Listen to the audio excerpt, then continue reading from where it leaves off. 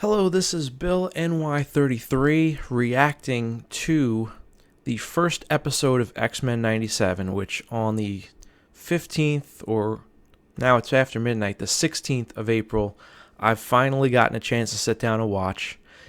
And if you saw my earlier video today, you know I had a lot of questions and a lot of thoughts and a lot of intrigue as to how X-Men 97 is going to affect how I view the original series.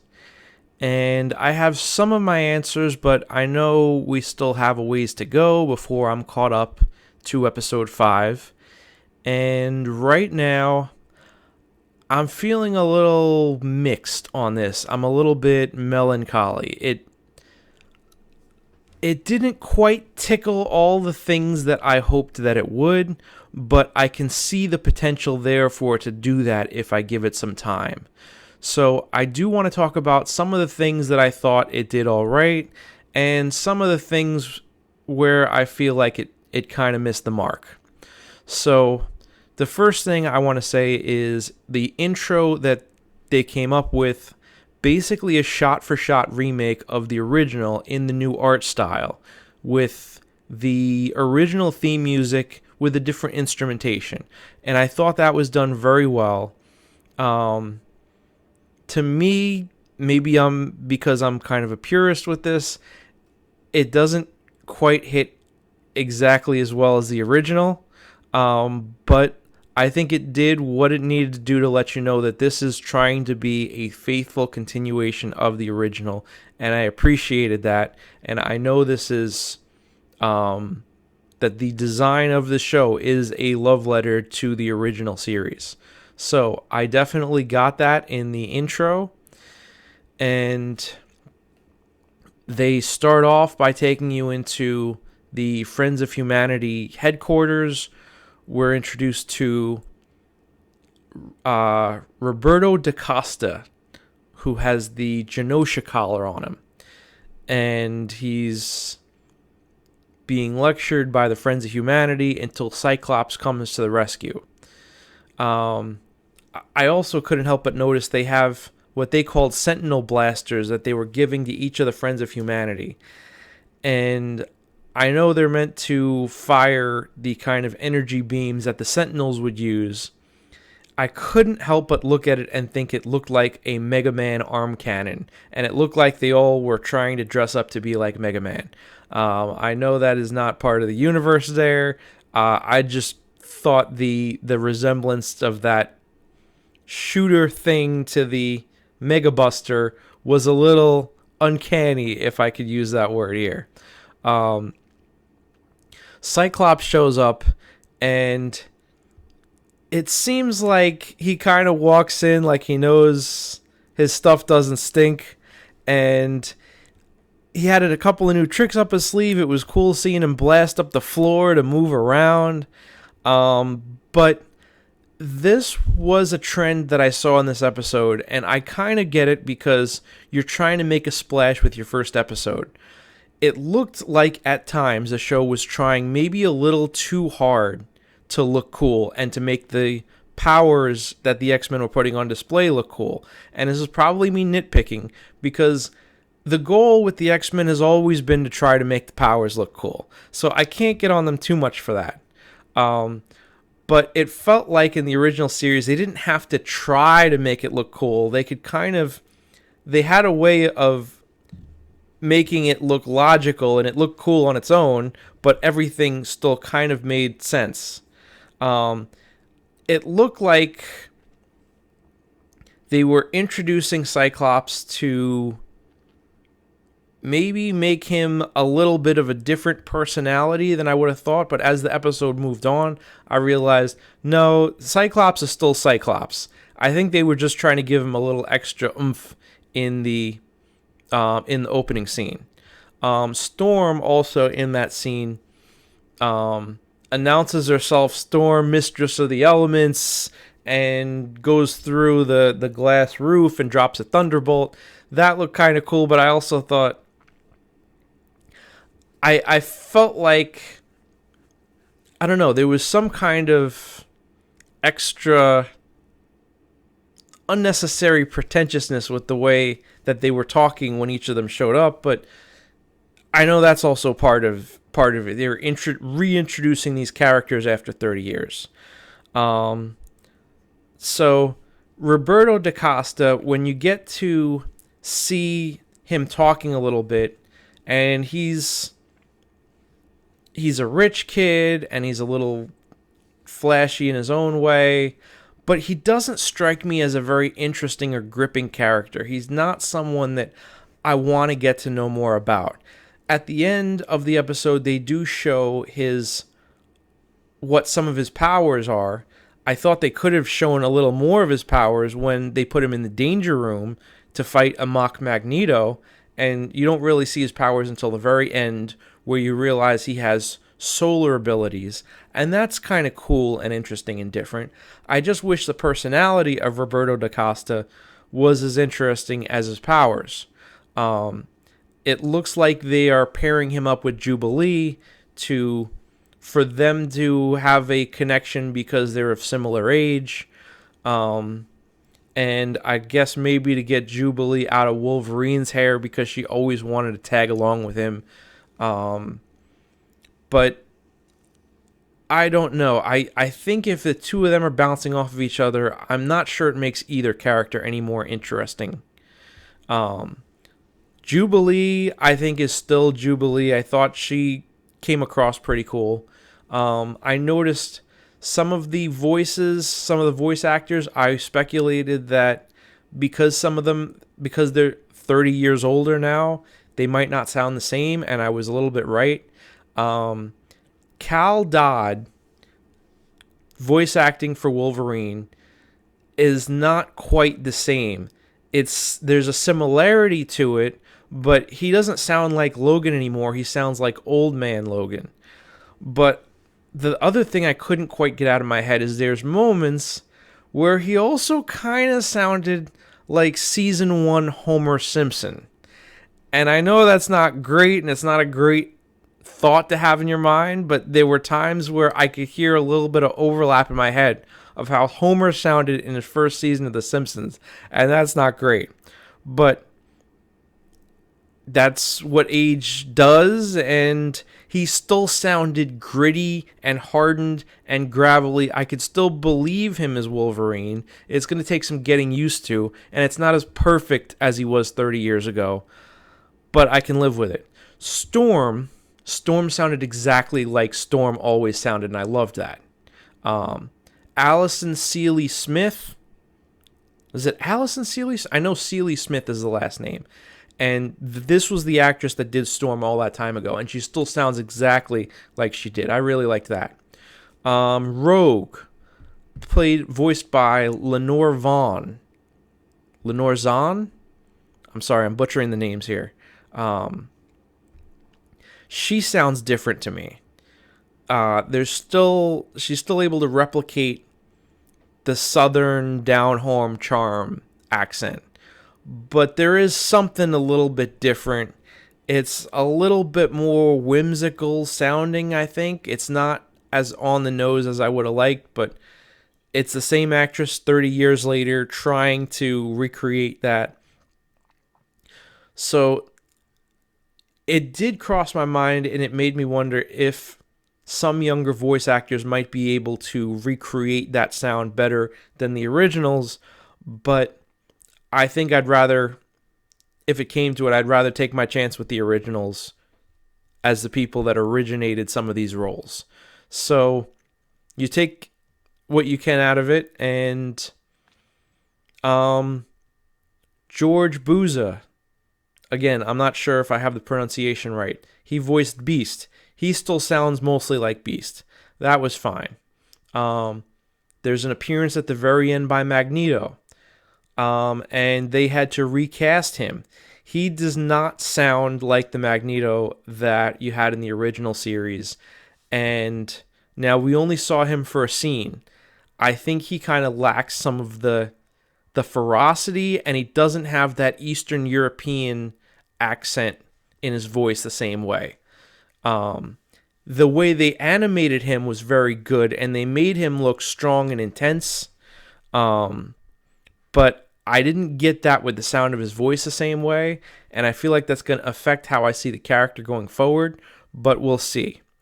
I thought the way some of the scenes were drawn up and the way some of the dialogue was, there were times where it felt a little bit dumbed down. Visually, there were times where it felt a little bit dumbed down. And other times, I mean, it wasn't all bad. There were times the dialogue was okay, it was fine. There was not really many moments, if any, where I was really gripped and emotionally brought in. I think the closest I came to that was the very end of the episode, where the X-Men realize that Magneto is now taking ownership of the team. But I feel like if it was the original Magneto voice that we can't have back, it would have been a more powerful scene.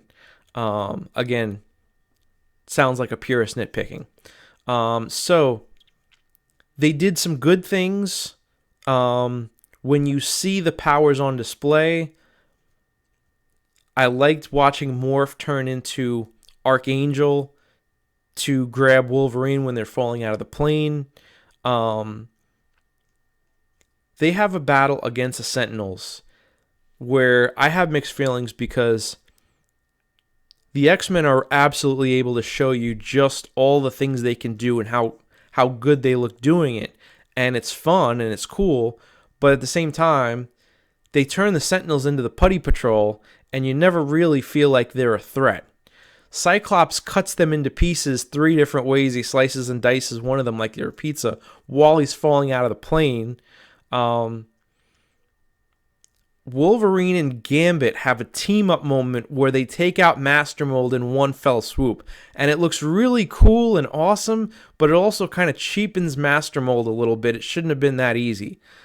But I give him points for creativity.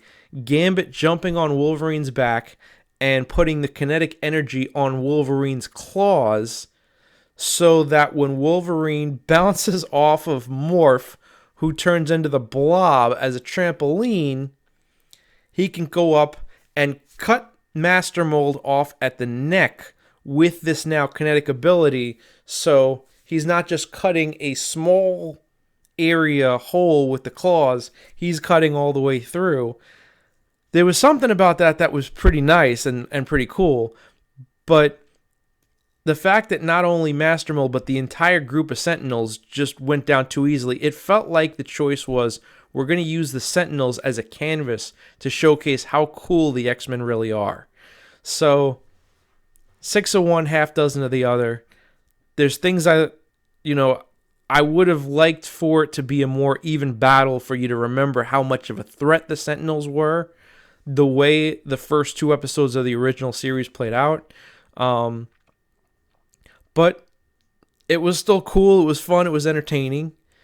I think the art style that they show, it's not as detailed as it originally was, but it is better for movement and action and battle scenes. And it is a style that is much more common today. It's cel-shaded, 2-dimensional. Sometimes to me it feels a little flat, but it's energetic and it's vibrant in a way that the original wasn't, because the original was trying to be very realistic. And the original was very realistic, but it also struggled a little bit with motion and action sometimes. I still think that some of the powers on screen, even in the original animated series, still looked very good. But there were times where watching a X-Man run or dodge or do something rapidly was not animated as seamlessly as it could have been in that show, and I don't think they'll have that problem here. But the biggest problem I had with this first episode was their depiction of Bolivar Trask. So, Trask was depicted as the most bigoted individual, glaring with hate. Now, they showed Gyrick. They showed that Gyrick was in prison, and Gyrick's anti-mutant sentiment was a little bit more measured. It wasn't snarling over the top the way Trask's was. And in the original series, Gyrick was the bigoted individual with all the hatred for mutants, and Trask was a morally conflicted individual. It seemed clear in the original series, and at times in the comics, in the older comics, that at some point in time, Trask was someone who believed that mutants were a problem that needed to be snuffed out. And over time, he came to not feel so strongly about it. I believe in both instances, the X-Men rescued Trask from a death of his own creation. When you're in a Sentinel lab and a battle scene breaks out and the place is going to explode, and one of the X-Men comes to rescue you through an underground tunnel or something of that means, you tend to maybe have a new appreciation for them. But in the animated series, Trask was always arguing with Gyrick about how hard to go on the mutants, even back to the first 2 episodes. He seemed to have somewhat of a moral compass, and here he has none of that, and he's spoken of as if he was always the example of the worst of humankind, the example of prejudice and bigotry, and he wasn't always that. And when Cyclops talks about him, like, in that way, like the day when Trask loses is a day that I forget exactly how he worded it, but if you know the scene I'm talking about, it doesn't feel true because it feels like it's ignoring the character that was created in the original series. So that's all I was trying to say, and that felt like the biggest inconsistency that I saw on the show. So, yeah, there were some... The other thing that struck me as odd is I get that they want to show a scene where the team's playing basketball because it's sort of an homage to one episode from the original series. I think it was Out of the Past Part 1, Season 3 intro, where the team is playing basketball and they're in their street hoops gear, and it looks kind of cool, and it's Gambit going against Wolverine, and Jubilee's in there and whatever.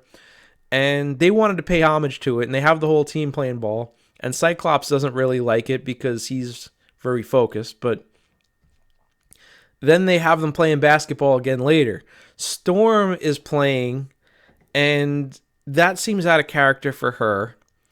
But okay, I guess. Jean shows up as a referee in referee stripes while pregnant, and it seems a little over the top. And I don't know. I guess it's striking a different tone and maybe trying to make the X-Men seem a bit more carefree. Some of that reminded me a little bit of the way they tried to make the X-Men look in X-Men Evolution, the cartoon series that immediately followed the original series and placed them back in high school age and maturity. And I didn't really follow that because I wasn't feeling that kind of vibe. But some of it might be a little nitpicky. I'm looking forward to the direction this series goes in. And what are some of the other things? There was a point where Jean used Cerebro in a way that was really cool that attacked, I believe, Gyrick. It was either Gyrick or Trask. And it was really cool for a minute, and then Jean struggled with some visions in her own head. And they talk about she's pregnant, they have a baby coming, and in this vision she gets that she's carrying the baby, and then there is someone coming out of a sandy whirlwind, and then there's Master Mold all freaking her out inside of her mind. And the only speculation I can have on that is that maybe, I believe that baby is Cable. Cable is Nathan Summers, the child of Scott and Jean, and ends up in the future, and that might be a grown-up Cable going through a time storm to try and reach her as a grown-up and let her know that there are problems in the future, or that I need to go back to the past and help you, something like that. And she doesn't completely understand that. And then you have Master Mold's head showing up, and Cable has had battles with the Sentinels in the original series, so maybe it's alluding to something of that nature. The fact that Jean was able to attack someone's mind through Cerebro from a great distance, that I got a kick out of, and that was really cool. We saw a little bit of the humor and chemistry and friendship of Morph and Wolverine that it felt like we never got a chance to see in the original series, because before they could really pal around very much, Morph was gone. So that was kind of nice, and you see him teasing Wolverine turning into Jean and making fun of Jean a little bit in sort of a good-natured way. I kind of like that. But the first 2 episodes of the original series had Morph killed off, and it was absolutely heartbreaking. And it wrecked the team. I covered it in depth. And while Magneto taking over the team is ominous, I don't feel as emotionally pulled in the same way. But I'm probably retreading the same tracks that I've already talked about now. So I'm going to let you go, and I'm looking forward to watching the next few and seeing how this shapes out. As of right now, I sort of feel like the legacy of the original series is just fine right now. I was afraid that this was going to obscure the original series, was going to be so good. And it could still be that. But it seems like it's differentiating itself in certain ways from the original series. And they do, in my mind, they do feel like 2 different properties still, even though one is continuing from where the other one left off. And maybe that's okay. We're in a very different time period from where we were then. You need different things to grab the current generation's attention, and I can still appreciate some of those things, even if they're not always my favorite or first choice. So, I think now,